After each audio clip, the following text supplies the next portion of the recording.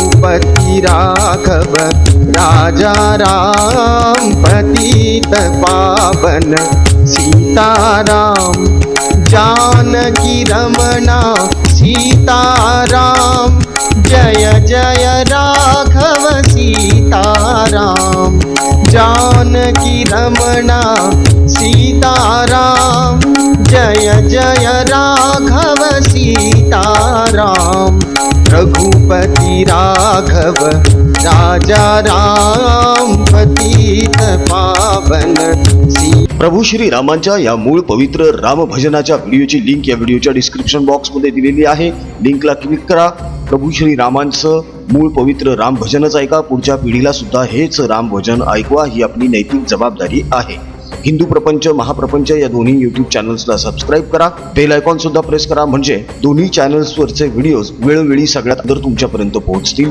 महाप्रपंचची केवळ 89 रुपयांपासून सुरू होणारी मेंबरशिप आवर्जून घ्या। राज्याच्या राजकारणामध्ये विधानसभेच्या निवडणुकीनंतर खूप मोठी उलथापालथ व्हायला सुरुवात झालेली आहे। ज्या कोमटरावांनी देवेंद्र फडणवीस यांचा टरबुजा, फडतूस, कलंक असं बोलून अपमान केला, त्यांना हिणवलं, त्याच देवेंद्र फडणवीसांची भेट घेण्यासाठी कोमटराव पेंग्विनसह नागपूर अधिवेशनात पोहोचले। तर दुसरीकडे सामनातून भोंगा राऊतांनी देवेंद्र फडणवीस यांची स्तुती करायला सुरुवात केली। बारामतीमधून सुप्रिया सुळे असं म्हणू लागल्या की या मंत्रिमंडळामध्ये सगळ्यात जास्त काम करणारा एकच नेता दिसतोय, तो म्हणजे देवेंद्र फडणवीस। म्हणजे 232चं बहुमत आल्यानंतर काय घडू शकतं हे महाराष्ट्रानं बघितलं। देवेंद्र फडणवीस एका वृत्तवाहिनीच्या एका कार्यक्रमानिमित्त गेले होते, तिथे त्यांची जाहीर प्रगट मुलाखत घेण्यात आली। पत्रकाराने त्यांना अनेक प्रश्न विचारले आणि नेहमीप्रमाणेच देवेंद्र फडणवीस यांनी खुमासदार उत्तर देत ती मुलाखत सुद्धा गाजवली। तेव्हा देवेंद्र फडणवीस नेमकं या मुलाखतीमध्ये काय म्हटले आहेत, काय बोलले आहेत आणि यातून विरोधकांना कसे इशारे देण्यात आलेले आहेत, हे आपण देवेंद्र फडणवीस यांच्याकडूनच ऐकूया। तेव्हा देवेंद्र फडणवीस यांच्या हा संपूर्ण मुलाखतीचा व्हिडिओ नक्की बघा। अब 2 मिनट का समय तो बहुत कम है, तो उसके आगे एक शून्य लगा लेते हैं और उसके बाद जितनी आपकी मेहरबानी होगी समय बढ़ता रहेगा। आपके इंट्रो में मनोज मुंतशिर जी ने देवा भाव शब्द का इस्तेमाल किया। अब आपको देवा भाव कहता हूं तो अजय जी का चेहरा सामने आता है। पहले तो ये परमिट कीजिए कि आपको क्या कहा जाएगा सर आज के सेशन में। आपको मैं महाराष्ट्र का सीएम देवेंद्र फडणवीस कहूं या देवा भाव कहने की इजाजत देकर के आप थोड़ी लिबर्टी देना पसंद करेंगे हमें? देखिए, जो प्यार करते हैं वो देवा भाव कह सकते हैं, बस बात खत्म। जिनको फॉर्मेलिटी निभानी है वो देवेंद्र फडणवीस या सीएम कह सकते हैं। तालियां। सर, चूंकि रियल हीरोज़ का हमारा कार्यक्रम है और बॉलीवुड यहाँ रियल हीरो ज़्यादा हैं, क्या आपकी सरकार की कोई ऐसी परियोजना जिसमें रियल हीरोज़ को लेकर कुछ आप लोग कर रहे हों उनकी तलाश के लिए, इस तरह की कोई परियोजना भविष्य में? पहले तो मैं बधाई देना चाहूँगा जिनको आज हमने सम्मानित किया है, और चारों जो शख्सियत जिनका सम्मान हुआ है वो अपने आप में एक इंस्टीट्यूशन है।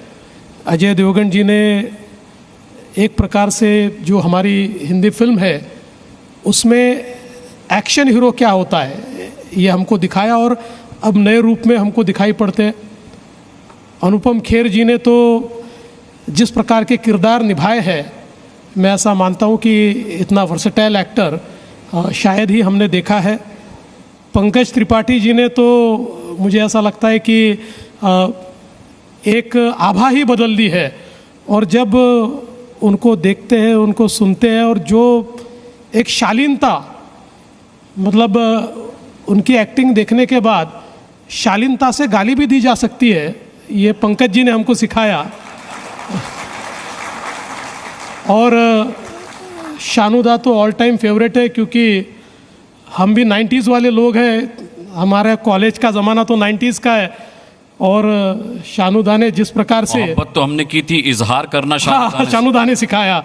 तो मुझे ऐसा लगता है कि ये चारों लोग जो आपने चुने हैं, मैं ऐसा मानता हूँ कि जिन्होंने एक प्रकार से एक पाथ ब्रेकिंग इस प्रकार का काम इस इंडस्ट्री में किया, इसलिए उन चारों को मैं बहुत शुभकामनाएं देना चाहता हूँ। और आपने बहुत अच्छे लोग चुने, इसलिए आपको भी मैं शुभकामनाएं देना चाहता हूँ।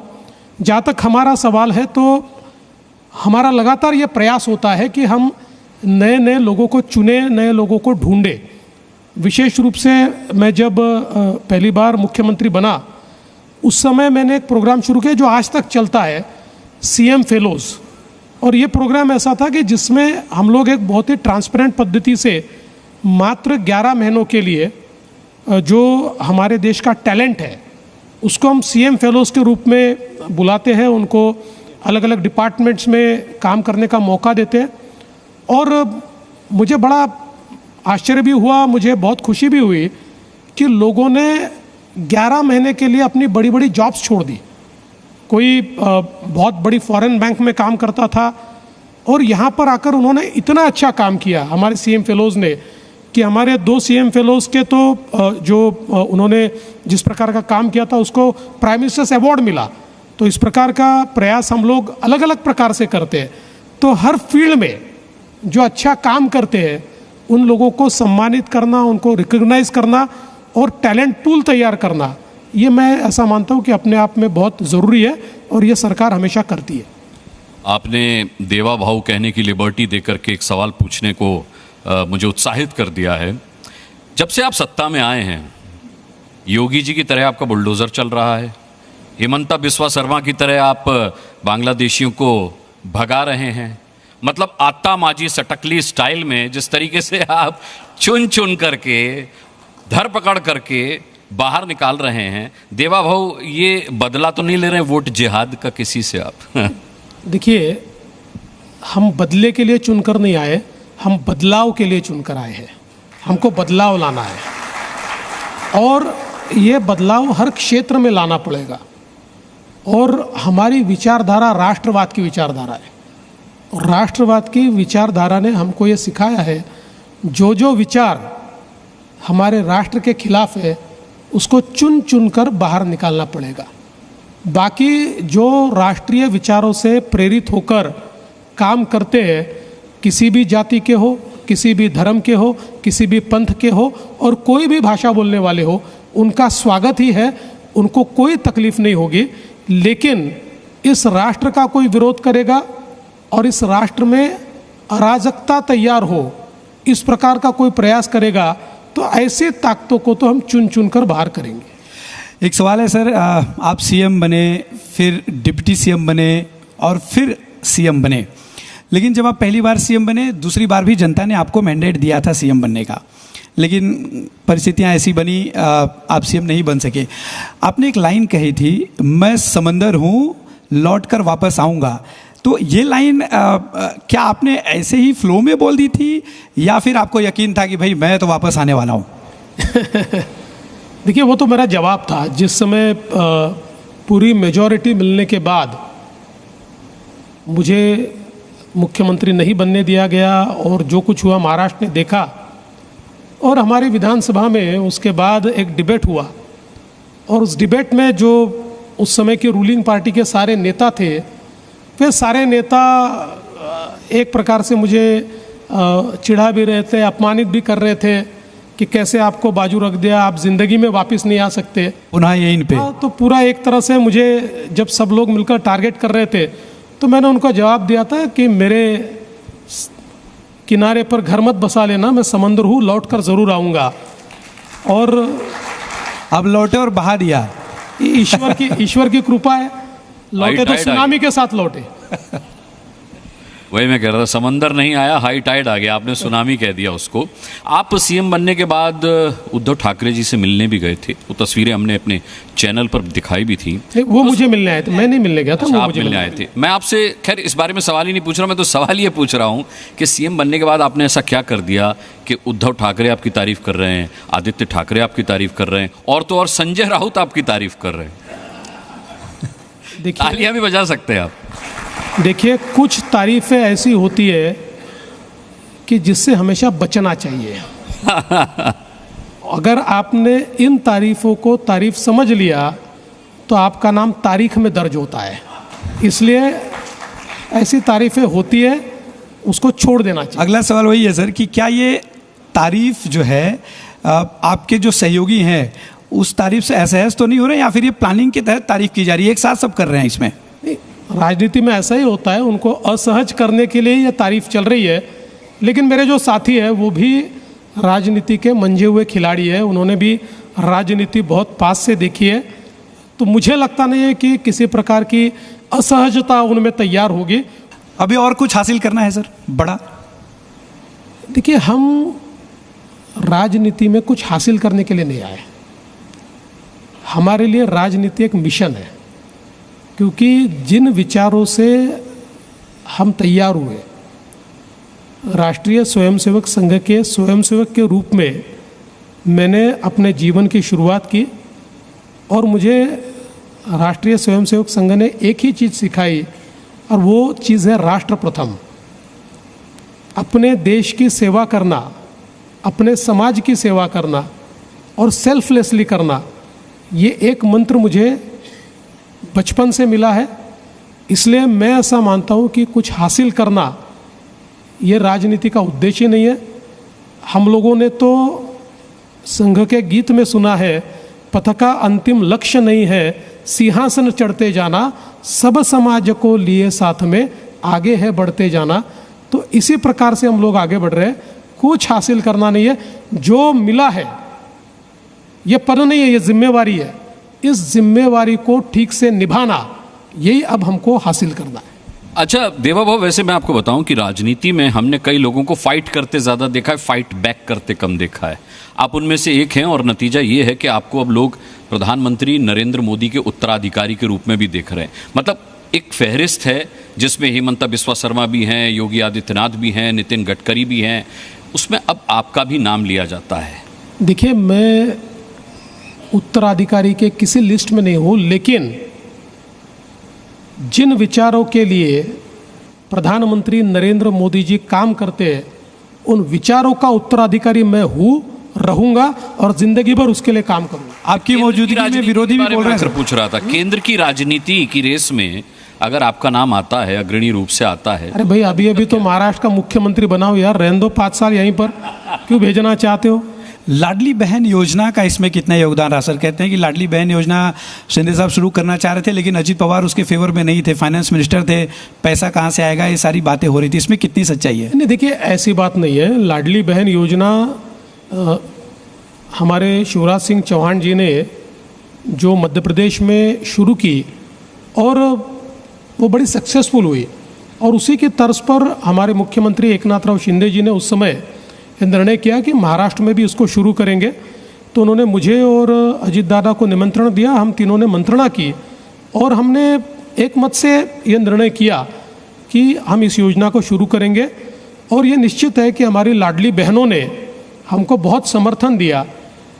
जहाँ लाडली बहनों का समर्थन हमको मिला, उसके साथ साथ इस चुनाव का वाटरशेड मूवमेंट जिसको कह सकते हैं, टर्निंग पॉइंट जिसको कह सकते हैं, वो प्रधानमंत्री मोदी जी का जो नारा था, एक है तो सेफ है, ये नारा एक प्रकार से टर्निंग पॉइंट इस चुनाव का हुआ। और लोगों ने उस नारे को इतना रिस्पॉन्ड किया कि उस नारे ने महाराष्ट्र में सुनामी लागी। एक चीज आपने, क्योंकि एक रहेंगे तो सेफ रहेंगे की बात की, आपको नहीं लगता कि विपक्ष का भी ये कहना था कि बीजेपी बट गई 2 नारों में, बटोगे तो कटोगे या एक रहोगे तो सेफ रहोगे। योगी जी महाराष्ट्र में आके कह गए बटोगे तो कटोगे, अजीत दादा ने भी उसका विरोध किया कि हम इससे इत्तेफाक नहीं रखते। लेकिन जब जीत मिली तो आपने कहा एक रहोगे तो सेफ रहोगे की वजह से मिली। तो किस नारे का योगदान रहा है? देखिए, दोनों चीज़ें एक ही है। जैसे हम कहते हैं कि पानी का गिलास आधा खाली है या आधा भरा है, बटेंगे तो कटेंगे का अर्थ यह है कि पानी का गिलास आधा खाली है, एक है तो सेफ है का अर्थ है पानी का गिलास आधा भरा हुआ है। तो एक पॉजिटिव चीज़, अब दोनों की अपनी स्टाइल है। योगी जी की अपनी स्टाइल है, उन्होंने बटेंगे तो कटेंगे कहा। योगी जी एक बहुत फायरी इस प्रकार के नेता है, लेकिन उसका भी अर्थ यही था कि बटना नहीं है, साथ में रहना है। और देखिए, मुझे कभी कभी ध्यान में नहीं आता कि इस नारे से इतनी जलन क्यों है लोगों को। अरे भाई, कोई भी नेता अगर लोगों को कहता है बटिए मत, साथ में आ जाइए, वो ये नहीं कर रहे बटिए बटिए बटिए, उससे हमको चिढ़ होनी चाहिए, उससे हमको दुख होना चाहिए। कोई बांटने की कोशिश कर रहा है, कोई नेता अगर हमको साथ में आने की बात कर रहा है, और वही मंत्र प्रधानमंत्री जी ने दिया कि हम लोग एक है तो सेफ है। इस देश में भाषा के, प्रांत के या जाति के या पंथ के आधार पर अगर हम लोग बढ़ गए, तो हमने इतिहास में भी देखा है जब जब इस प्रकार से हमारा समाज बटा तो हमारा देश बटा। इसलिए हम जब तक एक रहेंगे तो सेफ रहेंगे। मुझे लगता है ये नारा बिल्कुल सही था, लोगों ने उसको सही समझा और लोगों ने उसके ऊपर वोट किया। वोट जिहाद एक बड़ा मुद्दा रहा। आपने अपने भाषणों में कई जगहों पे कहा, और आपने ये कहा कि अब वोट जिहाद के खिलाफ हम धर्म युद्ध करेंगे। आपको नहीं लगता कि 2024 का जो महाराष्ट्र विधानसभा चुनाव रहा, ये ध्रुवीकरण के लिए याद किया जाएगा? देखिए, ध्रुवीकरण का सवाल नहीं है। सवाल ये है कि जिस समय कोई एक व्यक्ति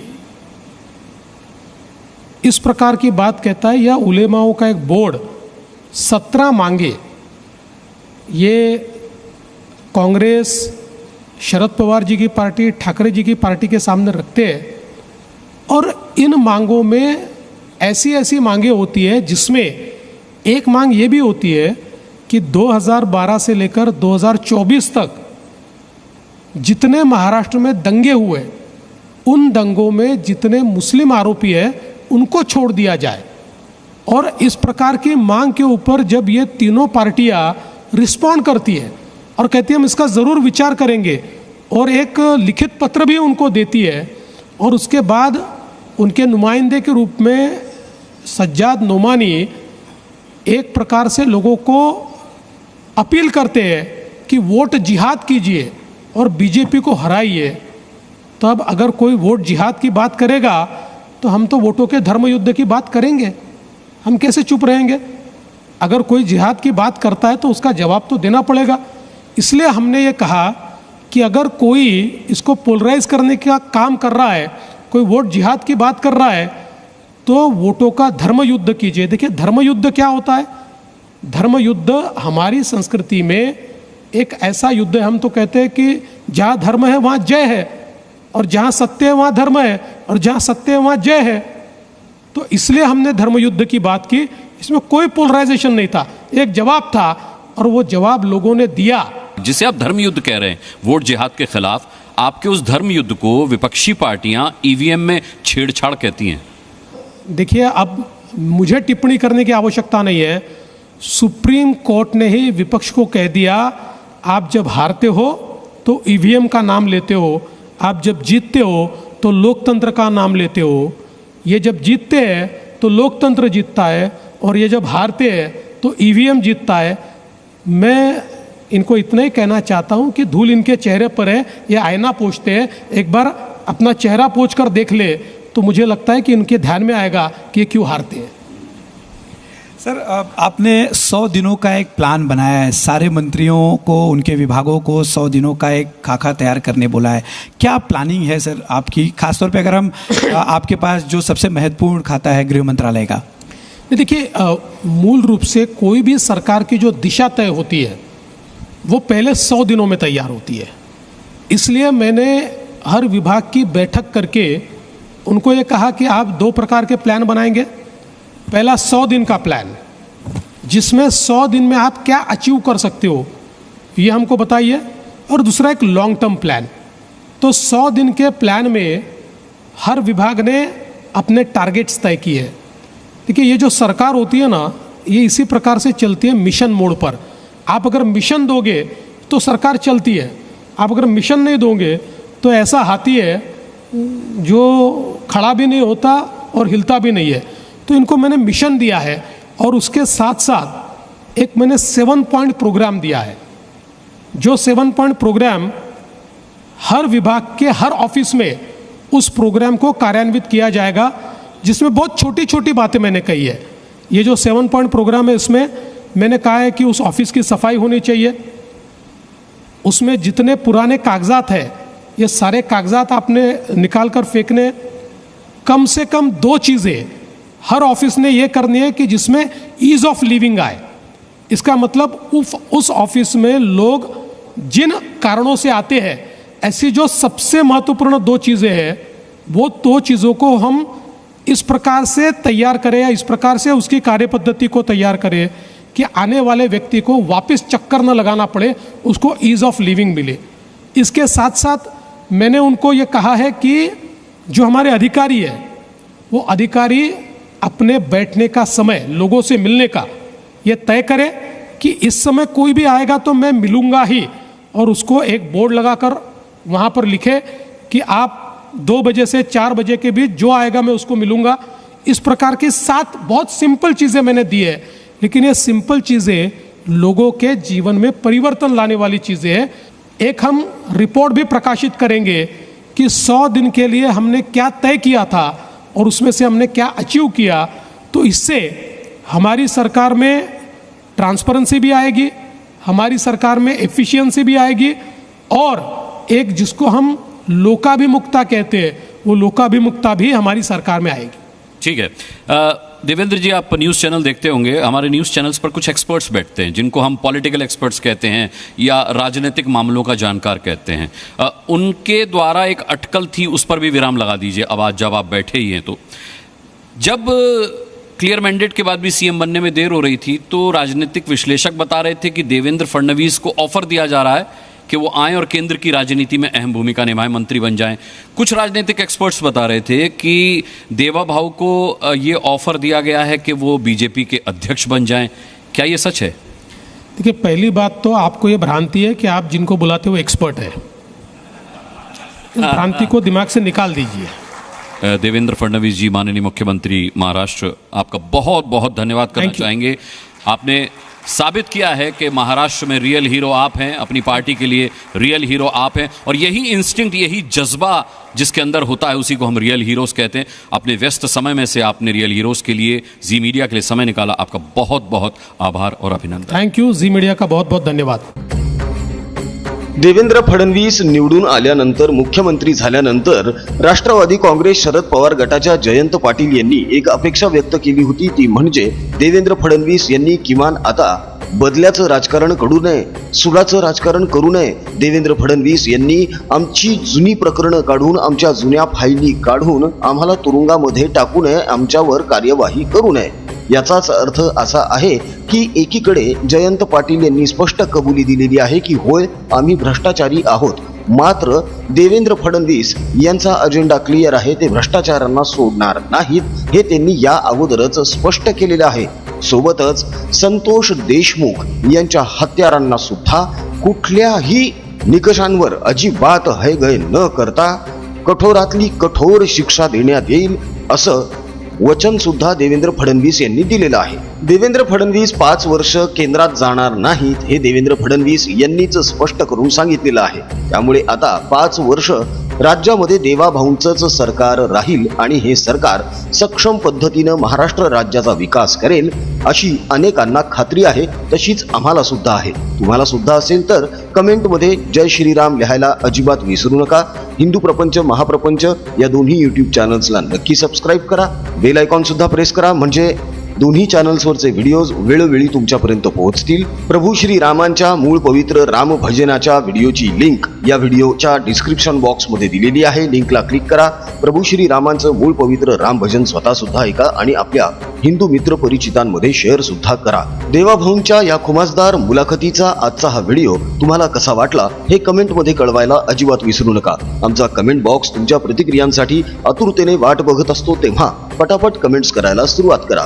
राजकीय बातम्या, राजकीय घडामोडी, राजकीय अपडेट्स रंगतदार पद्धतीने जाणून घेण्यासाठी बघत रहा महाप्रपंच। पुन्हा भेटूया पुढच्या व्हिडिओमध्ये। जय हिंद, जय महाराष्ट्र, वंदे मातरम, जय शिवराय, जय शंभूराजे, जय भवानी, जय जगदंब, भारत माता की जय, जय श्रीराम।